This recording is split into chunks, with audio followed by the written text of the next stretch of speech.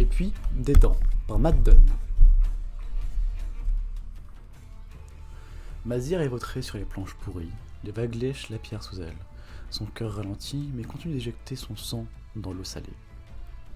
Elle regarde les gréements au-dessus d'elle, et au-delà, les étoiles. Pike étudie encore une fois son visage, les yeux morts de Mazir vrillent son esprit. Un navire de chasse en haute mer, un 4-mâts aux voiles loqueteuses, des vagues hautes comme des montagnes.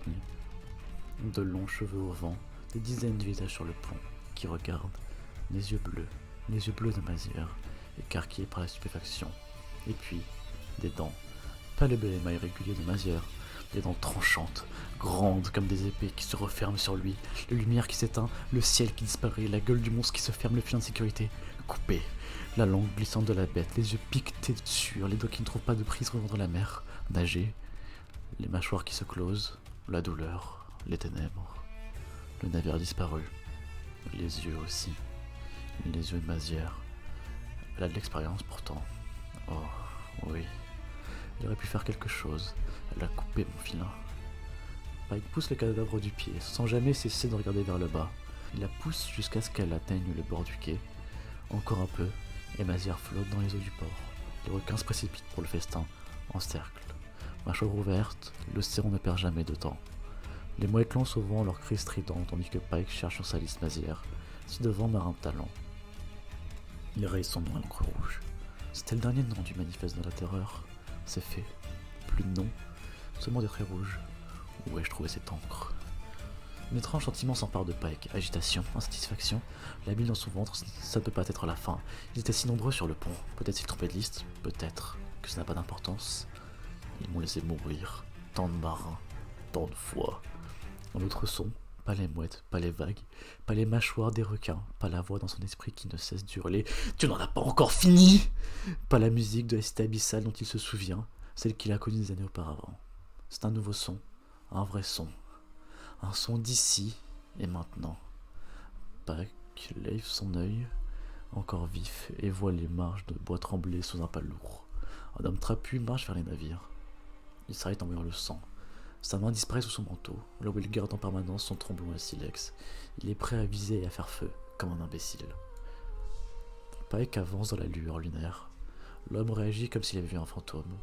Il resserre la mâchoire plus violemment qu'un banquier les cordons de sa bourse. Ses yeux sont exorbités et frémissants, comme une méduse, comme une eau calme sur laquelle souffle la brise. « Qui va là ?» hurle-t-il.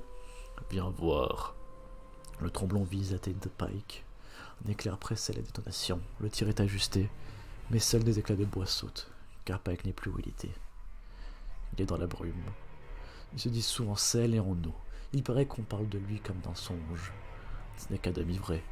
L'homme trapu recharge, des perles de sueur tombent sur ses sourcils. Pendant quelques secondes, Pike est autour de lui, dans l'entre-deux. Quelque part dans l'air lui-même, il étudie l'homme. Ses yeux effrayés, d'un marron sale, une barbe blanche, touffue, les bajoux qui tombent, le nez crochu, les lèvres craquelées, les lobes d'oreilles éclatés par 100 rixes de taverne. Il a tout l'air d'un capitaine.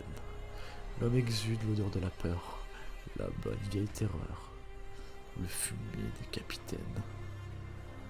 Pike de s'en assurer. Il reprend forme, il a toujours été grand, mais avec l'œil luisant que la mer lui a donné, il se sent plus imposant que jamais. « Dis-moi ton nom », fait-il. L'homme ne s'attendait pas à ce que quelqu'un apparaisse derrière lui. Personne ne s'y attend jamais. Dans les songes, les cauchemars, dans les histoires qu'on se raconte dans les bars peut-être. Mais dans la réalité, la seule réaction est une terreur stupéfaite. Et ce capitaine ne fait pas exception. Il trébuche et il dégringole les marches comme un sac de victuailles en boîte de conserve. Pike descend lentement, une marche après l'autre. Un galion noxien est amarré au dock, navire de fret ou navire de traître. Y a-t-il une différence? Probablement pas. Tu es jusqu'en bas de ces marches pour me dire ce que je veux savoir. L'homme halète, visiblement au bord de la folie. Il ne parvient pas à respirer, il est comme un poisson hors de l'eau. Des mains grassouillettes s'agitent. Je me souviens de toi. Une marche. Des doigts aux articulations blanches se referment sur la rampe. Une marche. L'homme essaie de se lever, mais son genou se plie dans le mauvais sens. Une marche. Tu regardais.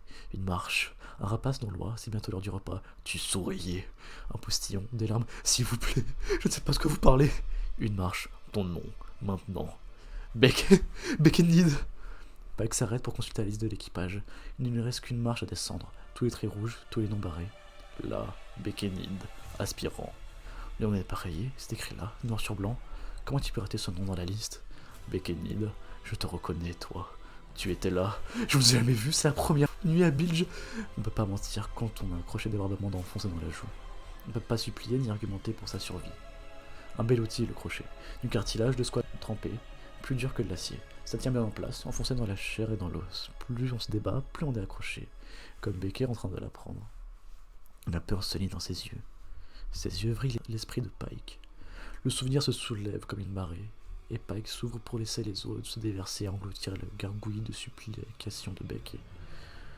Un navire de chasse en haute mer, à 4 mâts aux voiles loqueteuses, des vagues hautes comme des montagnes, des barbes au vent, des dizaines de visages sur le pont, qui regardent, des yeux marrons sales, les yeux marrons sales de Beckenid, écarquillés par la stupéfaction, et puis des dents.